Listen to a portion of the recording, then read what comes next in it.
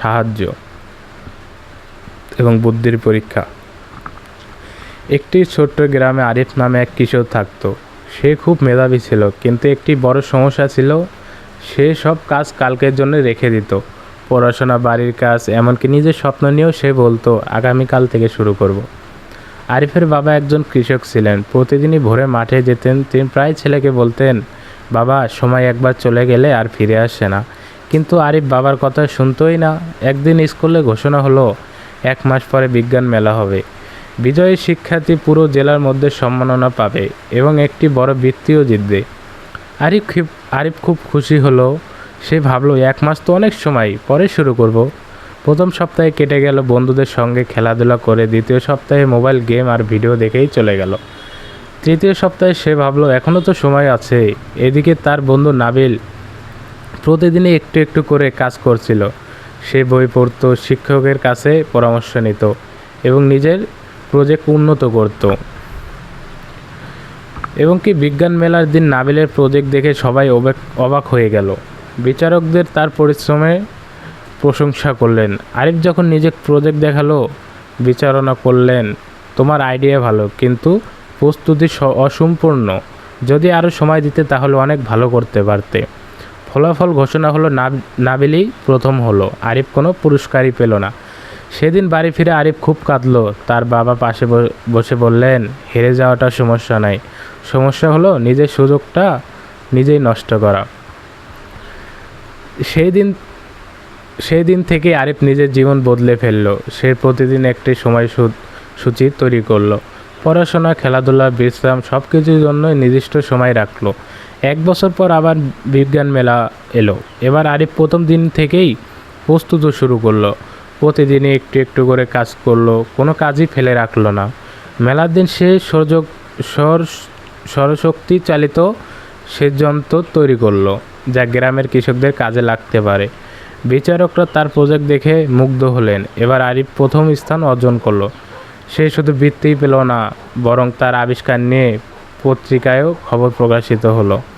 পুরস্কার নেওয়ার সময় আরিফ বলল, গত বছর আমি হেরে গিয়েছিলাম প্রতিভার অভাবে নয়, সময়ের মূল্য না বোঝার কারণে। এবার আমি জিতেছি কারণ প্রতিদিন অল্প অল্প করে কাজ করেছি। বাবা দর্শকদের মাঝে দাঁড়িয়ে হাসছিলেন, তার চোখে আনন্দের জল।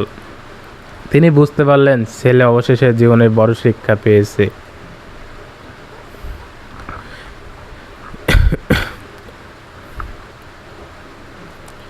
এরপর আরিফ গ্রামের ছোট শিক্ষার্থীদের শেখাতে শুরু করলো, কখনো কখনো কাজ কখনো কালকের জন্য ফেলে রেখো না। প্রতিদিনই একটু একটু করে এগিয়ে গেলে বড় স্বপ্ন একদিন সত্যি হয়। সময় জীবনের সবচেয়ে বড় মূল্যবান সম্পদ। যে সময়ের মূল্য দেয়, সাফল্য একদিন তার কাছেই আসে।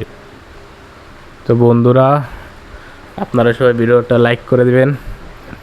বাংলা একটু দুর্বল তো, রিডিং পড়তে পারি না। যাই হোক, ভিডিওটা সবাই লাইক করে দিবেন, শেয়ার করে দিবেন, এই আর কি। আর কে কোন জেলা থেকে ভিডিওটা দেখলেন অবশ্যই কমেন্ট বক্সে বলে যাবেন। প্রজাপতি ডানা মেলে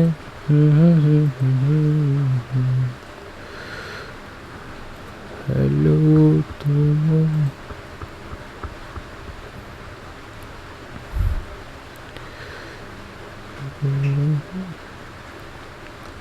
সবাই লাইক করে দিয়ে, লাইক লাইক লাইক।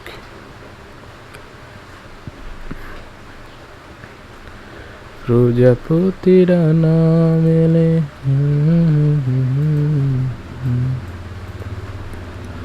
ওরা মনের গোপন চেনে না।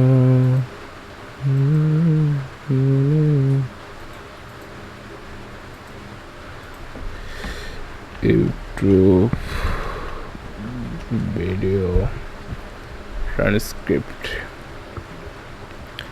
এখন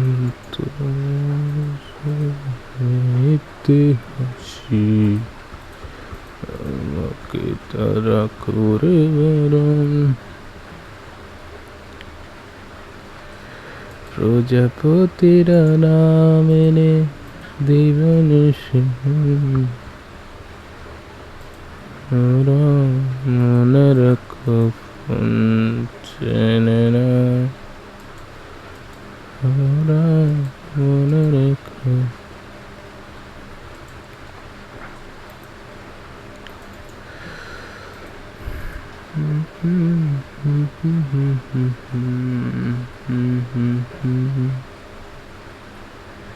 প্রজাপতিরা না মেলে।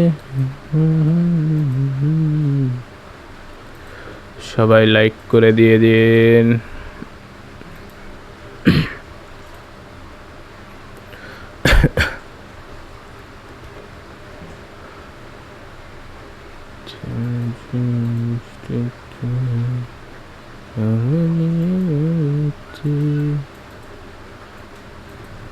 আগে কত বৃষ্টি যে ভিজেছি শ্রাবণে, বুঝিনি তো এত আশা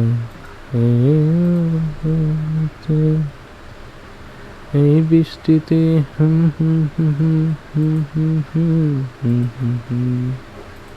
এই বৃষ্টিতে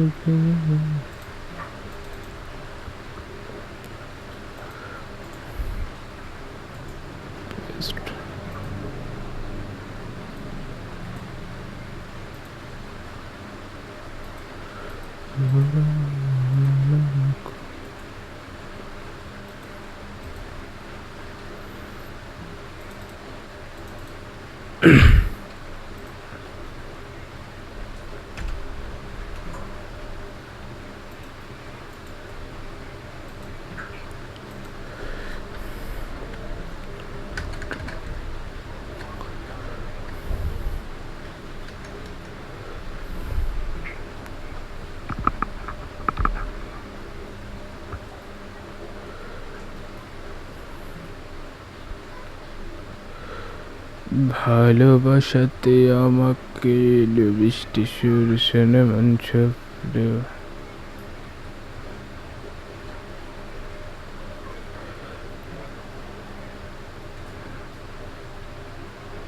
এলো এলো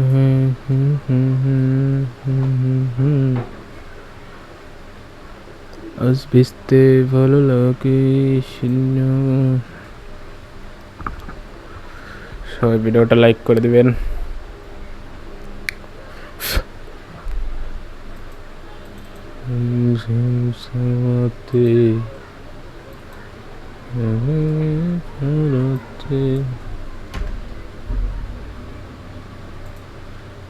আগে কত বৃষ্টি যে ভিজেছি শ্রাবণে, বুঝিনি তো এত আশা। তো বন্ধুরা সবাই ভালো থাকবেন, আল্লাহ হাফেজ।